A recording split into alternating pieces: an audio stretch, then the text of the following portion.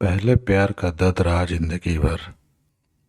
अनामिका मध्य प्रदेश से दिल्ली कॉलेज के लिए आई थी और आयान राजस्थान से उसी कॉलेज में पढ़ने आया था। आयान एक सीधा साधा सा लड़का है जो न लड़कियों से ज़्यादा बात करता है और न किसी से ज़्यादा मतलब रखता है। आयान की यही बात अनामिका को बहुत अच्छी लगती है और वह किसी न किसी बहाने से आयान से बात करने की कोशिश करती है। अनामिका देखने में क्यूट लगती है। कुछ ही समय में अयान और अनामिका की दोस्ती हो जाती है। अयान धीरे धीरे अनामिका को पसंद करने लगता है। दोनों दिन भर कॉलेज में बातें करते, अपने हर लाइक डिसलाइक को शेयर करते और कुछ समय में बहुत अच्छे दोस्त बन जाते हैं। अयान की लाइफ में पहले कभी कोई लड़की नहीं आई थी, जबकि अनामिका के पहले भी दोस्त थे और वह सबसे बात करती थी। अयान को यह पसंद नहीं था। एक दिन बातों ही बातों में अयान अनामिका को अपने दिल की बात बता देता है। अनामिका उसे एक दिन का वक्त मांगती है और कहती है, मैं कल तुम्हें इसका जवाब दूंगी। अनामिका सोचती है, जब अयान कॉलेज पढ़ने आया था तब वह सिर्फ पढ़ाई पर ध्यान देता था, पर अब उसका पूरा ध्यान मुझ पर रहता है। अगर मैं इसकी गर्लफ्रेंड बन जाऊंगी तो यह पढ़ाई भूल जाएगा और मुझ में ही लगा रहेगा। यही सब ख्याल अनामिका के मन में होते हैं और दूसरे दिन अनामिका अयान को मना कर देती है और कहती है, मैं तो तुम्हें बस अपना दोस्त समझती हूँ, इससे ज़्यादा कुछ नहीं। मैं यहाँ पढ़ने आई हूँ और कुछ करने नहीं। तुम चाहो तो मेरे दोस्त रह सकते हो। अयान दोस्ती के लिए मना कर देता है और अनामिका को बहुत समझाता है, लेकिन अनामिका कुछ नहीं सुनती। अयान को यह बात बहुत बुरी लगती है और वह अनामिका से बात करना बंद कर देता है और कुछ दिन कॉलेज भी नहीं आता है। अयान जब अनामिका को भूलकर पूरा ध्यान पढ़ाई में लगाता है और ना किसी से ज़्यादा बात करता है और ना मतलब रखता है। देखते देखते कॉलेज बीत जाता है और सब अलग अलग हो जाते हैं। अयान कॉलेज में टॉप कर जाता है और सबसे पहले नौकरी पा लेता है। 2-3 साल बीत जाते हैं। ना अयान को अनामिका का पता रहता है और ना अनामिका को अयान का कुछ पता रहता है। अयान अपनी कंपनी छोड़कर एक नई कंपनी में ज्वाइन करता है, जिसमें उसकी पोस्ट पहले से बहुत अच्छी और पगार दुगनी रहती है।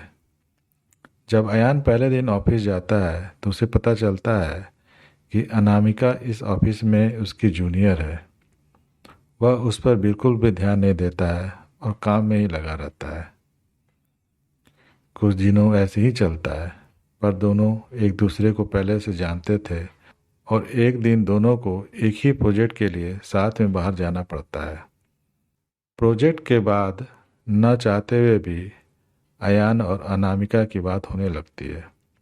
अनामिका अयान को समझाती है कि आखिर उसने उसको मना क्यों किया था। अयान को अनामिका की बात समझ आ जाती है और दोनों में गहरी दोस्ती फिर से हो जाती है। पूरे ऑफिस में दोनों की दोस्ती की चर्चे होने लगते हैं। अयान सीधा साधा लड़का रहता है, उसको ज़्यादा कुछ समझ में नहीं आता है। अयान कुछ समय बाद अनामिका को डिनर पे ले जाकर फिर से प्यार का इजहार करता है। अनामिका इस बार अयान से मना नहीं करना चाहती, पर उसके सामने कोई चारा नहीं है क्योंकि कुछ ही दिनों में उसकी शादी होने वाली है। अनामिका अयान को अपनी शादी की बात बताती है। इस बार अयान का दिल पूरी तरह से टूट जाता है। वह बिना कुछ कहे वहाँ से चला जाता है। अनामिका रात में सोचती है कि अयान से अच्छा लड़का मुझे कहीं नहीं मिलेगा। वह फैसला करती है कि कल अयान को हाँ कर दूंगी और मम्मी पापा को अयान से शादी के लिए मना लूंगी। जब दूसरे दिन अनामिका ऑफिस जाती है तो उसको पता चलता है कि अयान ऑफिस छोड़कर चला गया है और दोबारा कभी कंपनी में नहीं आएगा। जाते जाते अयान अनामिका को एक खत लिख जाता है। जिस दिन मैंने तुम्हें देखा था उसी दिन से मैं तुमसे प्यार करता हूँ। मैं तुम्हें ज़िंदगी में कभी नहीं भूल पाऊँगा। तुम जहाँ भी रहो, जिसके साथ भी रहो, खुश रहो। अब इस जीवन में इस दर्द के साथ ही जिंदा रहूँगा। मैंने हमेशा तुमसे प्यार किया है और केवल प्यार किया है। तुम मेरी ज़िंदगी में आने वाली पहली और आखिरी लड़की हो। अब ना मेरी ज़िंदगी में कोई आएगा और ना मैं किसी को आने दूंगा। मैं बस अब तुम्हारी यादों में रहूँगा। आज के बाद पूरी ज़िंदगी में तुम्हें कभी अपनी शक्ल नहीं दिखाऊंगा। बस भगवान से यही दुआ करता हूँ कि तुम जहाँ भी रहो खुश रहो, और शादी के लिए बहुत बहुत शुभकामनाएं। अनामिका अयान को खोजने की बहुत कोशिश करती है, पर कई साल के बाद भी उसको अयान नहीं मिलता और वह अपने माँ बाप की पसंद के लड़के के साथ शादी कर लेती है। इस तरह दोनों हमेशा हमेशा के लिए एक दूसरे से बिछड़ गए और दर्द के साथ अपनी ज़िंदगी व्यतीत करते हैं। दोस्तों, आपको ये कहानी कैसी लगी? अपने कमेंट्स के माध्यम से हमें बताएं। धन्यवाद।